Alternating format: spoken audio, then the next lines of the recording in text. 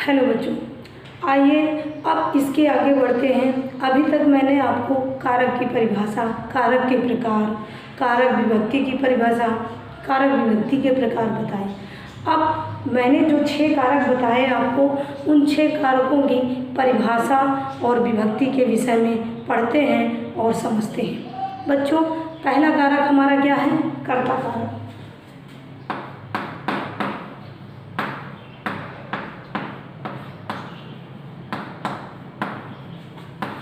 जिसका सूत्र है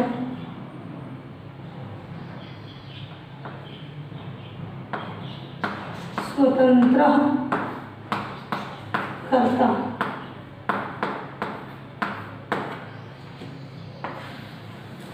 स्वतंत्र कर्ता पहला कारक क्या है बच्चों? हमारा कर्ता कारक, जिसका सूत्र है क्या है? स्वतंत्र कर्ता, अर्थात ऐसा कर्ता जो स्वतंत्र रूप में विवक्षित हो।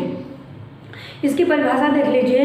वह पद या शब्द जो किसी भी कार्य को करने में पूर्ण रूप से स्वतंत्र हो, यानी वह पद या शब्द जो किसी भी कार्य को करने में पूर्ण रूप से स्वतंत्र हो, तो उसमें स्वतंत्र कर्ता सूत्र से कर्ता कारक होगा और कर्ता कारक होकर इसमें प्रथमा विभक्ति होगी। आइए बच्चों एग्जाम्पल की ओर बढ़ते हैं। रामः गच्छति। यहाँ क्रिया कौन सी हो रही है बच्चों? जाने की क्रिया हो रही है। वो क्रिया कौन, जाने की क्रिया कर कौन रहा है? राम कर रहा है। यानी राम जो जाने की क्रिया कर रहा है वह पूर्ण रूप से स्वतंत्र होकर कर रहा है, इसलिए स्वतंत्र कर्ता सूत्र से राम में कर्ता कारक होगा और कर्ता कारक होकर इसमें प्रथमा विभक्ति होगी। बच्चों आइए दूसरे कारक की ओर बढ़ते हैं। दूसरा कारक है हमारा कर्म कारक, जिसका सूत्र है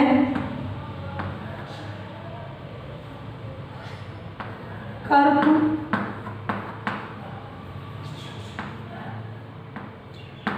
रिप्सित तमम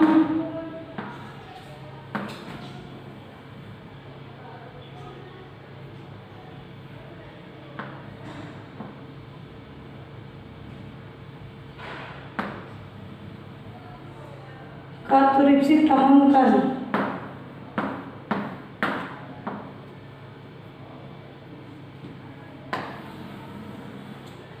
दूसरा कारक है हमारा कर्म कारक, जिसका सूत्र है कर्तुरिप्सित तमम कर्म। अर्थात कर्तु माने होता है कर्ता, इप्सित माने होता है चाहना, और इप्सित तमम का अर्थ होता है बहुत ज़्यादा चाहना, किसी को प्राप्त करना। उसमें क्या होगा? कर्म कारक होगा। आइए इसकी परिभाषा की ओर बढ़ते हैं कि वह कर्ता पद जो किसी भी कार्य को करने के लिए, वह कर्ता पद जो किसी भी चीज को सबसे अधिक प्राप्त करना चाहता है, उसमें क्या लगेगा? कर्म कारक होगा। किस सूत्र से? कर्तुरिप्सित तमम सूत्र से। इसकी परिभाषा फिर से देख लीजिए कि कर्ता जिसको सबसे अधिक प्राप्त करना चाहता है, किसके द्वारा? क्रिया के द्वारा। यानी कर्ता क्रिया के द्वारा जिसको सबसे अधिक प्राप्त करना चाहता है, उसमें कर्तुरिप्सित तमम कर्म सूत्र से कर्म कारक होगा और कर्म कारक होकर उसमें द्वितीया विभक्ति होगी।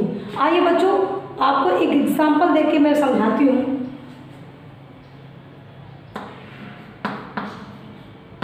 रामः भोजनम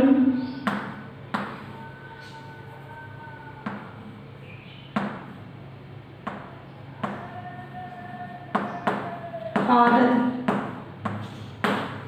देखिए एग्जाम्पल, रामः भोजनम खादति। राम भोजनम माने भोजन, खादति माने खाता है। राम भोजन खाता है, तो राम क्रिया क्या कर रहा है? खाने की। उस खाने की क्रिया के द्वारा किसको प्राप्त करना चाहता है बच्चों? भोजन को, यानी राम खाने की क्रिया के द्वारा भोजन को प्राप्त करना चाहता, वो भी बहुत, मतलब जो ईप्सिततम है। भोजन क्या है राम के लिए? ईप्सिततम है, यानी उसको सबसे अधिक प्राप्त करना चाहता है। वो भूखा होगा तभी भोजन को प्राप्त करना चाहता है। तो इस भोजन में कर्तुरीप्सिततमम कर्म सूत्र से द्वितीया कर्म कारक होगा, और कर्म कारक होकर इसमें द्वितीया विभक्ति होगी। आइए बच्चों तीसरे कारक की ओर बढ़ते हैं। तीसरा कारक है हमारा करण कारक। इसका सूत्र है साधकतम करणम।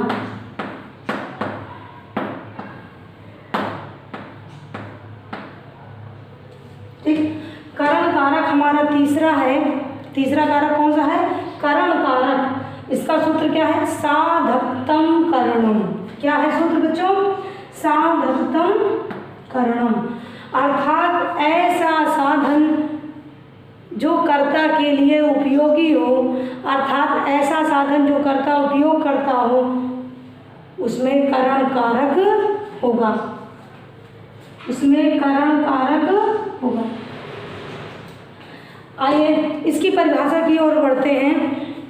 कर्ता जिसके द्वारा कोई क्रिया करता है, कर्ता जिसके द्वारा कोई क्रिया करता है उसमें, मतलब कर्ता जिसके द्वारा कोई क्रिया करता है उसमें साधकतम करणम सूत्र से करण कारक होगा, और करण कारक होकर उसमें तृतीया विभक्ति होगी। कौन सी विभक्ति होगी बच्चों? तृतीया विभक्ति होगी। आइए इसको एग्जाम्पल के द्वारा समझते हैं।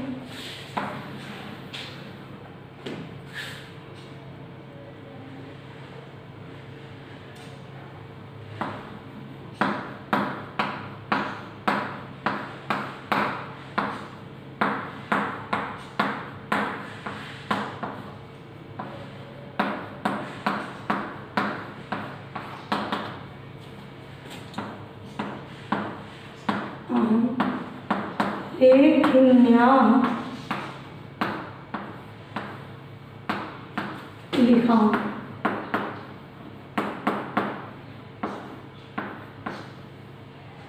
इसको ध्यान से देखिएगा बच्चों। अहम लेखिन्याः लिखामि। मैं लेखिन्याः माने लेखनी के द्वारा, लिखामि माने लिखता हूँ। मैं लेखनी के द्वारा लिखता हूँ। अब यहाँ पे अहम कर्ता पद है जो लिख रहा है, और किसी का माध्यम है। क्या है? लेखनी माध्यम है ना, यानी अहम कर्ता पद लेखनी के द्वारा लिखता है।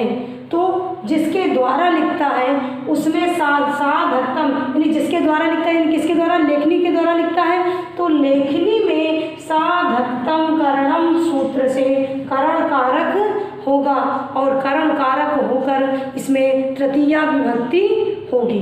बच्चों समझ में आ गया? आइए अब चौथे कारक की ओर बढ़ते हैं। चौथा कारक हमारा क्या है? संप्रदान कारक।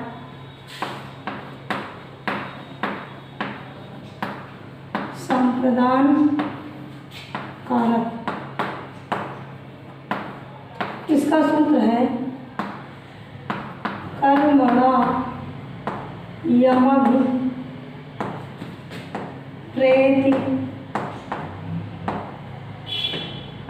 कर्मणा यमभिप्रेति सा संप्रदानम।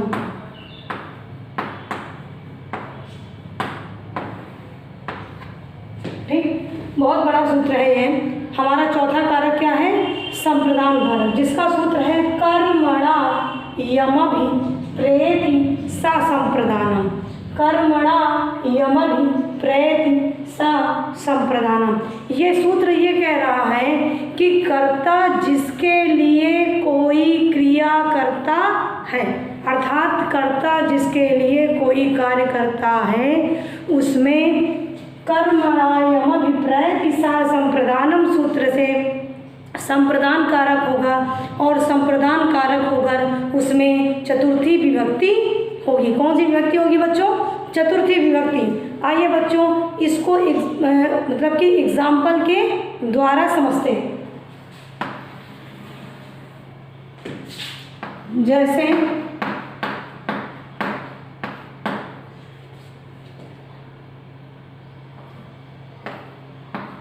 माता पुत्राय भोजनम पचति।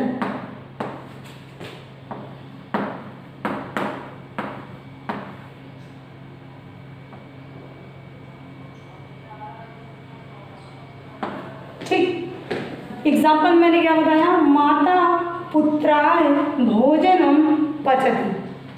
माता मने माता, पुत्राय मने पुत्र के लिए, भोजनम मने भोजन, पचति मने बनाती है। माता पुत्र के लिए भोजन बनाती है, यानी यहाँ पे कर्ता कौन है, माता है, और किसके लिए काम कर रही है, पुत्र के लिए। और परिभाषा मैंने क्या बताया था कि कर्ता यानी माता पुत्र के लिए, यानी जिसके लिए भोजन बनाती है, यानी कोई कार्य कर रही है, भोजन बनाने का कार्य कर रही है, तो किसी के लिए कर रही है, यानी पुत्र के लिए कर रही है। तो इस पुत्र शब्द में कर्मणा यम विप्रयति सा संप्रदानम सूत्र से संप्रदान कारक होगा, और संप्रदान कारक होकर बच्चों इसमें चतुर्थी विभक्ति होगी। आइए पांचवें कारक की ओर बढ़ते हैं। पांचवा कारक है हमारा अपादान कारक। अपादान कारक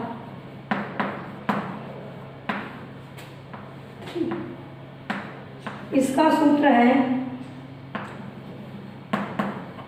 ध्रुवम पाए दानम।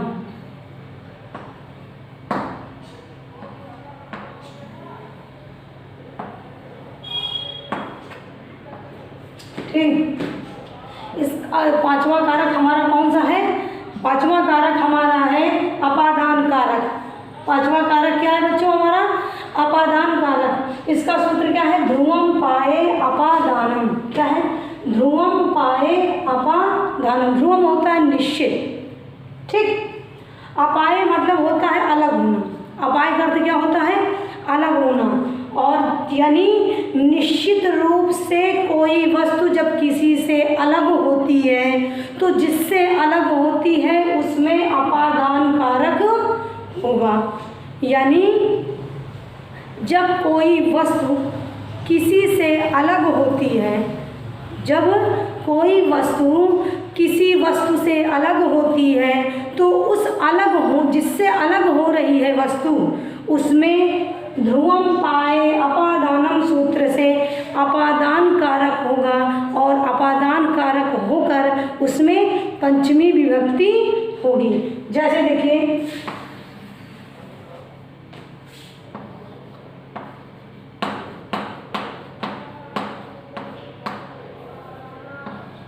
वृक्षम पत्राणि पतन्ति।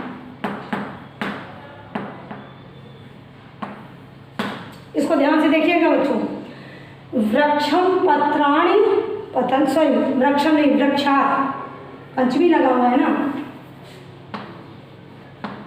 वृक्षात पत्राणि पतन्ति।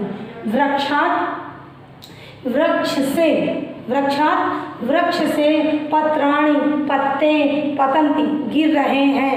वृक्ष से पत्ते गिर रहे हैं, तो वृक्ष से, जब तक वृक्ष में लगा हुआ है पत्ता तब तो उसके निकट है। जब वृक्ष से टूटकर पत्ता नीचे गिर रहा है तो वृक्ष से अलगाव हो रहा है। पहले बात तो अलगाव होने की भावना इसमें दिख रही है, इसलिए अपादान कारक होगा। क्यों, आपकी परिभाषा में बताया जा रहा है कि जहाँ पे अलग होने का भाव प्रकट हो, जहाँ पर अलग होने का भाव प्रकट हो वहाँ अपादान कारक होगा। ध्रुवम अपाये अपादानम सूत्र से। और परिभाषा क्या बता रहा है कि जब कोई वस्तु किसी वस्तु से अलग हो रही हो तो उस जिससे अलग हो रही है उसमें ध्रुवम अपादाय अपादानम सूत्र से अपादान कारक होगा। यानी वृक्ष से पत्ते वृक्ष से पत्ते जब गिरेंगे तो क्या वृक्ष में चिपके रहेंगे क्या, वृक्ष से अलग होंगे। तो पहले बात तो इसमें अलग होने की भावना दिख रही है, इसलिए यहाँ अपादान कारक होगा। और दूसरी बात, वृक्ष से पत्ता अलग हो रहा है, तो जिससे कोई वस्तु अलग होती है उसमें यानी वृक्षार्थ से, वृक्ष से पत्ता अलग हो रहा है, इसलिए वृक्षार्थ शब्द में ध्रुवम अपाये अपादानम सूत्र से अपादान कारक होगा और अपादान कारक होकर उसमें पंचमी विभक्ति होगी। सो इसमें वृक्षार्थ में पंचमी विभक्ति लगी है बच्चों। आइए छठवें कारक की ओर बढ़ते हैं।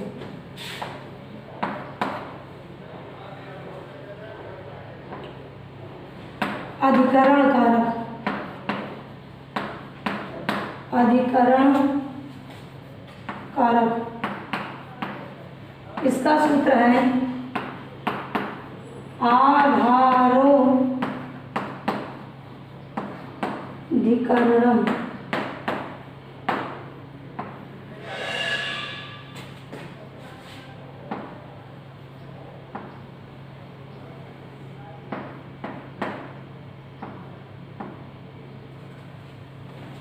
अधिकरण कारक आधारोधिकरणम, ठीक है ना बच्चों।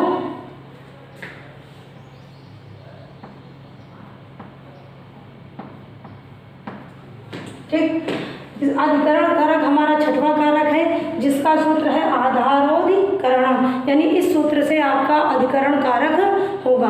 आइए परिभाषा देखते हैं इसकी।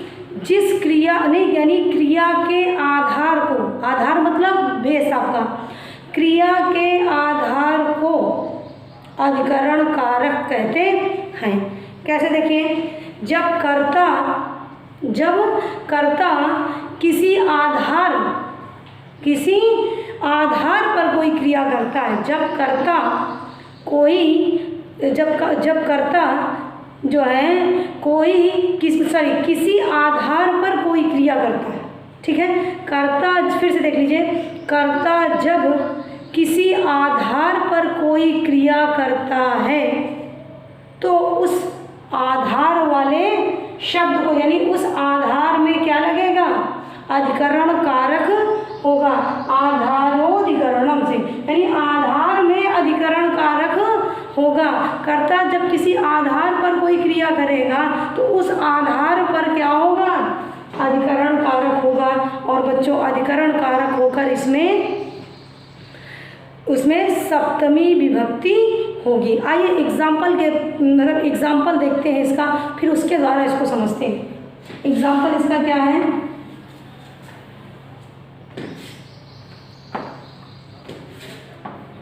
जैसे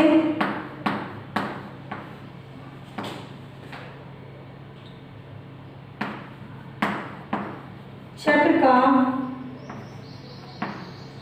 वृक्षेषु कूजति, इसको देख लीजिए, चटका वृक्षेषु कूजति। मैंने आपको परिभाषा क्या बताई थी कि जब कोई कर्ता किसी आधार पर कोई क्रिया करता है तो उस आधार पर अधिकरण सूत्र से अधिकरण कारक होगा। यानी चिड़िया, चटका मिस क्या होता है, चिड़िया, वृक्षेषु माने होता है वृक्षों पर, कूजत माने होता है बोलती है। यानी चिड़िया जो है वो वृक्ष पर क्या करती है, बोलती है। तो इसका चिड़िया के बोलने का आधार क्या है, बैठने का आधार क्या है आपका, वृक्ष है, यानी वृक्ष उसका बेस है, वृक्ष उसका क्या है, आधार है। और इस यानी ये आधार, जो आधार है आपका यानी वृक्ष आपका आधार है, तो इस वृक्ष में आधारो अधिकरणम सूत्र से अधिकरण कारक होगा और अधिकरण कारक होकर इसमें सप्तमी विभक्ति होगी। सो वृक्षेषु में सप्तमी विभक्ति हुई है और इसमें अधिकरण कारक भी है। यानी इसका अर्थ ये हुआ कि चिड़िया वृक्ष पर बोलती है, तो चिड़िया वृक्ष पर बैठी होगी तभी तो बोल रही है, तो उसका आधार क्या हो गया, वृक्ष हुआ। और वृक्ष में आधारो अधिकरणम सूत्र से अधिकरण कारक होगा, अधिकरण कारक होकर इसमें सप्तमी विभक्ति होगी। तो बच्चों आशा करती हूँ कि आपको ये कारक समझ में आया होगा। अब यहीं से ये पाठ आपका समाप्त हो गया। धन्यवाद।